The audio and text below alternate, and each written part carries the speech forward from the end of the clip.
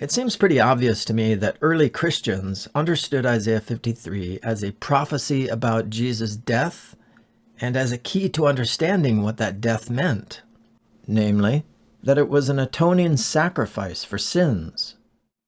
Okay, but here you might say, yeah, we understand why Christians might have interpreted these chapters in Isaiah like this, as saying that the Messiah needed to die for the sins of God's people and then be raised to life afterwards.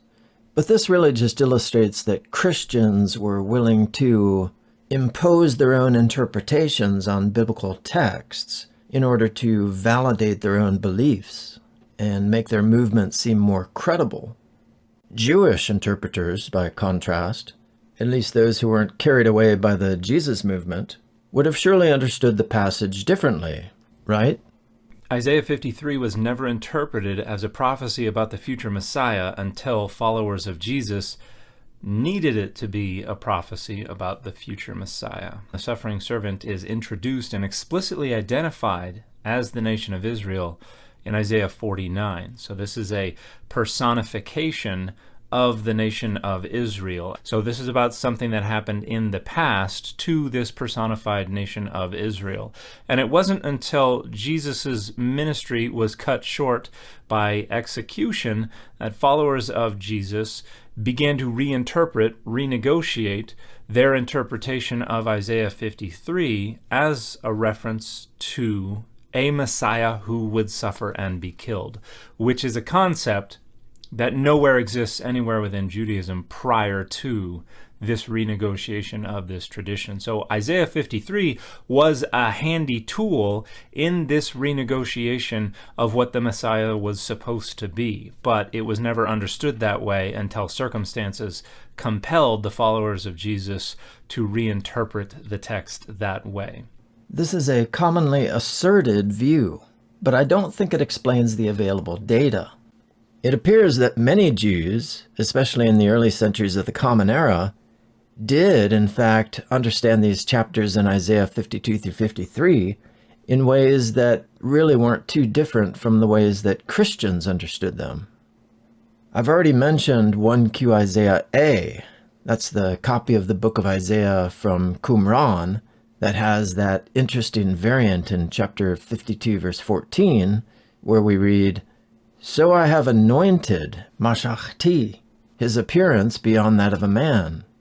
This reading would have likely encouraged people to interpret the servant figure in these chapters as the Messiah. And then there's also the Targum of Isaiah. Remember that Targums were Aramaic translations of the Hebrew Scriptures. These became popular among the Jews, especially after the Babylonian exile, when the languages of Aramaic and Greek became increasingly dominant in Judea, displacing, to a large extent, the language of Hebrew. Many Jews living in Palestine, as well as those living in Mesopotamia, Syria, Egypt, and elsewhere, would have spoken Greek or Aramaic. The Greek speakers could access biblical books through the Septuagint. Aramaic speakers could access them through the Targums. Now, these Targums were produced at different times. The Targum of Isaiah is difficult to date. Actually, all the Targums are pretty difficult to date. But this Targum likely existed already in the late 2nd century BC and continued to be modified up to the beginning of the 4th century AD. In chapters 52 through 53, it interprets the servant figure as the Messiah, as you can see in these slides. And it does the same thing for the servant figure in chapters 42 and 49. What's very curious, though, is that in chapters 52 through 53, it takes all the references to the servant's death and reinterprets them as referring to the suffering of the people of Israel. Now, since the Targum was likely adjusted over the centuries, it's possible that at some earlier stage, the servant or Messiah was understood differently. Maybe he was still understood as someone who would suffer and die on behalf of God's people. Either way, this is a very important illustration of how Christians weren't alone in viewing the servant figure in Isaiah as the Messiah. So please read through these slides and compare this translation of the Aramaic with the one in your English Bible, which is going to be from the Hebrew text. All right, now let's talk a little about the Babylonian Talmud. Remember that this work dates to around 500 AD, but it contains a lot of earlier oral traditions. Well, they've obviously been written down, so they're not oral anymore. But before 500 AD, they were being passed around through oral tradition, and especially as commentary on the oral law known as the Mishnah. The two Talmuds, the Palestinian and the Babylonian, preserve rabbinic teachings on a vast variety of topics. And so occasionally, we get to hear their thoughts on the coming Messiah. They obviously believed that the Messiah was yet to come. The excerpt here from the Babylonian Talmud takes for granted that the servant figure in Isaiah 53 is the Messiah, and it infers from verse 4 that he will be a leper. This is from the tractate Sanhedrin, and it's part of a larger discussion about what the Messiah's name is going to be. In this discussion, some rabbis were saying that his name would be called Shiloh, others say Yinum, still others Hananiah or Menachem. The excerpt here is taken from what's called a baraita. In other words, it's a tradition that isn't ascribed to any specific rabbi. Often these kinds of traditions are thought to be among the earliest in the Talmud. Anyway, according to this baraita, the Messiah would be called, quote, the pale-skinned one. In other words, the leper. Remember that in the Bible, leprosy is a disease that turns your skin white. So you might think of it as something like vitiligo. Anyway, let me read the baraita. It says, his name is the pale-skinned one, who is with Rabbi ben Yehuda. So I guess he's hanging out with Rabbi ben Yehuda. As it is written, surely he has borne our griefs and carried our sorrows. Yet we did esteem him stricken, that is, stricken with leprosy. This term, nagua, can be used to talk about someone who's been stricken with leprosy, as we see in 2 Chronicles chapter 26, verse 20. So we did esteem him stricken with leprosy, smitten of God, and afflicted. This is a quote from Isaiah 53, verse 4. All right, and then we've also got several midrashes that interpret these chapters in Isaiah messianically. A midrash is a kind of rambling commentary on the Hebrew Bible, much of which, again, contains rabbinic teachings from earlier generations. There are several midrashes that recognize a messianic interpretation of the servant figure in Isaiah chapter 52 through 53. Arguably, the earliest of these is preserved in a work called Sifra Leviticus, which quotes from Rabbi Yosei the Galilean. Yosei was an early Tannaitic rabbi, a Tanna, who was born probably sometime in the mid-1st century AD, most likely before the war with Rome, and so before the temple had been destroyed. He died sometime in the first half of the 2nd century. So let's read this quote. Come forth and learn the righteousness of the King Messiah and the reward of the just from the first man who received but one commandment. The first man here is Adam. He received one commandment, a prohibition, and he transgressed it by eating from the fruit. You probably know the story. Consider how many deaths were inflicted upon himself, upon his own generations, and upon those that followed them, till the end of all generations. So Yosei is recalling how Adam's sin had repercussions really on the whole human race, because everyone, all of his descendants, had to suffer death on account of his sin. Okay, but then Yosei asks this question. He says, which attribute is greater? And he's talking here about God. Which attribute is greater, the attribute of goodness or the attribute of vengeance? He answers his own question here. The attribute of goodness is greater, and the attribute of vengeance is less. How much more then will the King Messiah, who endures affliction and pains for the transgressors, as it is written, he was wounded, and so on, justify all generations? And this is what is meant when it is said, "And the Lord has laid on him the iniquity of us all." There are several remarkable things about this quote.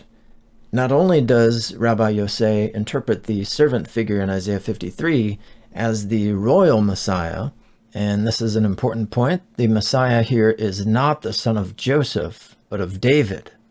He also says that the servant's death is going to atone for the sins of all those who descended from Adam. This dovetails very nicely with the Apostle Paul's teaching in Romans chapter 5, where he says that Adam's sin brought death into the world, and so death by sin passed on to all of Adam's descendants. He writes, "If many died through one man's trespass, how much more have the grace of God and the free gift of grace by that one man Jesus Christ abounded to many?" Notice that this is the same form of reasoning that Rabbi Yosei uses. If, because of one man's trespass, death reigned through that one man, Adam, much more will those who receive the abundance of grace and the free gift of righteousness reign in life through the one man, Jesus Christ. Therefore, as one trespass led to condemnation for all men, so one act of righteousness leads to justification and life for all men. For as by the one man's disobedience the many were made sinners, so by the one man's obedience the many will be made righteous. The parallels here between Rabbi Yosei's teaching and the Apostle Paul's teaching are striking indeed. One wonders, was Rabbi Yosei familiar with the Apostle Paul's argument? Or was Paul drawing on some earlier rabbinic teaching? It's hard to say. I should mention, however, that this quote from Rabbi Yosei in Sefer Leviticus comes down to us in another version that doesn't include the quote from Isaiah 53 and doesn't even mention anything explicitly about the Messiah. So some will say that this is the more original or authentic version. To my mind, though, the first version that I quoted is the lectio difficilior. In other words, it's much easier to explain why it would have been altered into the second version rather than vice versa. After all, many Jews would have been familiar with how Christians were appealing to Isaiah 53 as a proof text for their belief that the Messiah had to die for the sins of humanity. In view of that, it seems more plausible that the version that I quoted is the authentic one, and then the non-messianic version is the later adjustment. Moreover, a German scholar named Joachim Jeremias argued that Justin Martyr, who was an early church father from the 2nd century A.D., Justin Martyr's interlocutor Trypho, in Justin's dialogue with Trypho, was none other than Rabbi Tarfon. Rabbi Tarfon was known to have been a close friend with Rabbi Yosei the Galilean, and Jeremias observes that at several points in Justin's dialogue, we find Trypho conceding that the scriptures predict that the Messiah was going to have to suffer. On the screen, I've given you a couple of examples of that. Notice that Trypho's sticking point is not that the Messiah would suffer or even die, but that he would die by means of crucifixion, because this, according to Deuteronomy 21:23, would have implied that the Messiah had been cursed by God. According to Jeremias, when Trypho, in other words, Rabbi Tarfon, concedes that the Messiah would suffer and die, he is really reflecting the teachings of his former master, Rabbi Yosei the Galilean. So this could be taken as further confirmation that the version of Sefer Leviticus that I cited is the more authentic one. Anyway, sorry to be getting into the weeds a bit here, but sometimes it's necessary to do that because if you don't, people are going to find reasons to object. All right, and here are some other midrashic quotes. The one from the Midrash on Ruth is probably from the 500s and comes from Israel. And again, like in a lot of these rabbinic works, it likely preserves earlier teachings. It makes sense to see a lot of these messianic interpretations of Isaiah 53 as being quite ancient, because this chapter would become a key proof text for Christians in their debates with the Jews. And given this kind of context, where Jews are trying to distance themselves from Christians or respond to their arguments and explain why they don't accept that Jesus was the Messiah, it seems prima facie unlikely that they would have proposed new interpretations of this chapter in Isaiah that understand the suffering servant as the Messiah, and therefore as dying for the sins of God's people. I mean, that would be like giving away the farm. It would be conceding to Christians that they had been correct about the Messiah all these years, all these centuries. Now look at these two quotes from the Midrash Tanhumah. The second one follows a very typical kind of rabbinic exegesis when it links the word man in Numbers chapter 1 verse 4 with that same term in Zechariah 6:12, and then links that text with Isaiah 53 verse 3 on the same grounds that it contains the word man. Now, if you go to seminary or if you go to graduate school and you take some classes in the Bible, you probably won't be taught to interpret the Bible quite like this. But in early Judaism, this was all the rave, this type of hermeneutic. There was even a name for it. It was called Gezerah Shawah. According to this hermeneutical principle, God is the author of the entire Bible. He didn't just inspire one author or one book, but the whole thing. And so, because of that, when you start to see terms and phrases in one passage or one book showing up in another passage or book, that's kind of like God directing you to bring these texts together and interpret them in light of each other. It's kind of like when you mix together certain kinds of food or certain kinds of ingredients. Usually, if you're following a recipe, you end up with something quite good, something that you didn't have before. Well, another link within these texts here is with the term tzemach, the branch. And the assumption here is that the suffering figure in Isaiah 53 verse 3 is the tzemach. Now that word doesn't occur in Isaiah 53, but an exegetical connection of some sort is obviously being presupposed.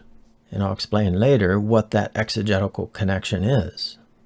Now, although some other Jewish texts don't specifically interpret Isaiah 52 or 53 as a prophecy about the Messiah, they do, nevertheless, interpret other servant passages in this way. There's the parables or similitudes of Enoch, for example.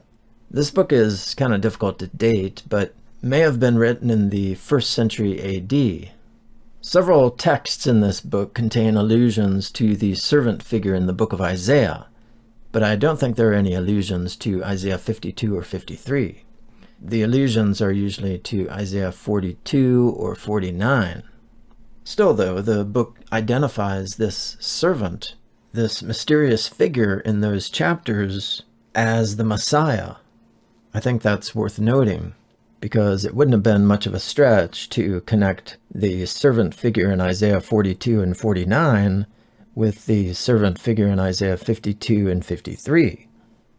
And then there's a book called 4th Ezra, which also dates to the 1st century AD, and 2nd Baruch, also known as the Apocalypse of Baruch. This book was written at the end of the 1st or early 2nd century AD. And then I've thrown in some texts from the New Testament because I think they draw from earlier Jewish exegetical tradition as well. And lastly, I've got some references to the Targums, those are the Aramaic translations, of Isaiah, not just 52 and 53, which we've already talked about, but also 42 and 49, and then the Targums of Ezekiel and Zechariah. So check those out if you want to dig a bit deeper into this issue. And if you really want to dig deep, I would recommend the classic treatment in Strack-Billerbeck's commentary on the New Testament. I've got the page numbers here. Just be aware that it's in German, so if you can't manage German, you might want to get this other book by Antti Lato. He discusses most of the important Jewish interpretations that I've been talking about. But just bear in mind that he's a bit of a minimalist. He tries his best to dismiss the idea that the Jews, prior to Christianity, or even in the centuries afterwards, entertained any kind of notion that Isaiah 53 was a prophecy about the Messiah, or that the Messiah would suffer an atoning death for God's people. All right, now I want to emphasize that this messianic interpretation of the suffering servant passage in Isaiah 52 through 53 was not some kind of contrived post hoc interpretation that nobody would have ever heard about, but that Jesus' followers came up with in their desperate efforts to find meaning in the death of their supposed Messiah. That's often how it's presented. But I think this fails to appreciate the distinctively Jewish and pre-Christian textual and exegetical traditions that Jesus' earliest followers were evidently relying upon. As I mentioned earlier, this servant is said to be like a root, ka shoresh. Shoresh, remember, is that word for root. So this word is evocative of Isaiah chapter 11, verse 10. Where we encounter the phrase, Shoresh Yishai, root of Jesse. Remember what I told you about that hermeneutical principle known as Gezerah Shawah, which allowed two or more texts, if they contain the same vocabulary, to be brought together and read in light of one another. Well, this hermeneutical principle would have encouraged interpreters to read Isaiah 53 verse 2 in light of Isaiah 11 verse 10, and vice versa. Now, this text in Isaiah 11 verse 10 was undoubtedly interpreted by Jews of the first century as referring to the Messiah. So its use of the phrase root of Jesse would have led interpreters to read the root reference in Isaiah 53 verse 2 as a kind of cryptic reference to the Messiah. And the other language at the beginning of Isaiah 53 verse 2, not just shoresh, but also yonek, young plant, would have had this same effect. This language is very similar to what we read in Isaiah 11 verse 1 and 11 verse 10.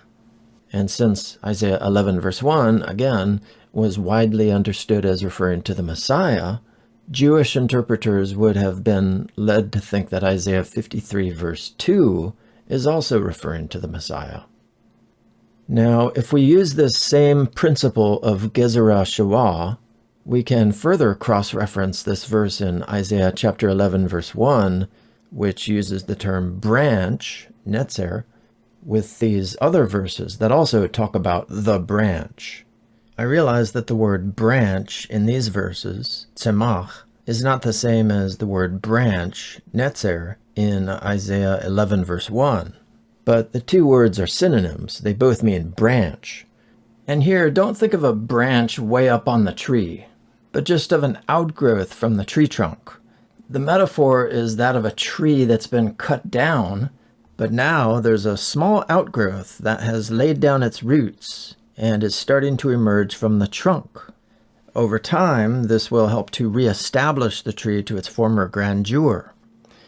So this language in Isaiah 53 verse 2 of a young plant emerging like a root would have sounded very reminiscent of the reference to the netzer in Isaiah 11:1 and the tzemach references in all these other texts. So utilizing the principle of Gezerah Shawah, Jewish interpreters would have been instinctively led to read all of these verses here as keying us in to what this Messiah was going to do and what he was going to be like. And note especially the phrase in Zechariah chapter 3 verse 8, my servant, the branch, avdi tzemach. Here we've got both terms, my servant and the branch, put together into one phrase. So this would have created a further exegetical link with Isaiah chapter 52 through 53, since the mysterious figure in these chapters is also referred to as Avdi, my servant. And notice as well these verses in Jeremiah that I mentioned a moment ago. Jeremiah tells us, and I will raise up for David a righteous branch, and he shall reign as king. Jewish interpreters from around the turn of the era would have undoubtedly understood this text as a prophecy about the Messiah, and I mean the royal Messiah. And the same thing is true of Jeremiah 33, verse 15. In those days and at that time, I will cause a righteous branch, tzemach. It's the same word in both of these verses. I will cause a righteous branch to spring forth for David. Notice as well in these verses the phrases, I will raise up and I will cause to spring forth. Early Christians, at least, could have easily read these as cryptic prophecies about the Messiah's resurrection. And in fact, there were lots of other texts which were being interpreted as messianic prophecies that talked about God raising up some figure.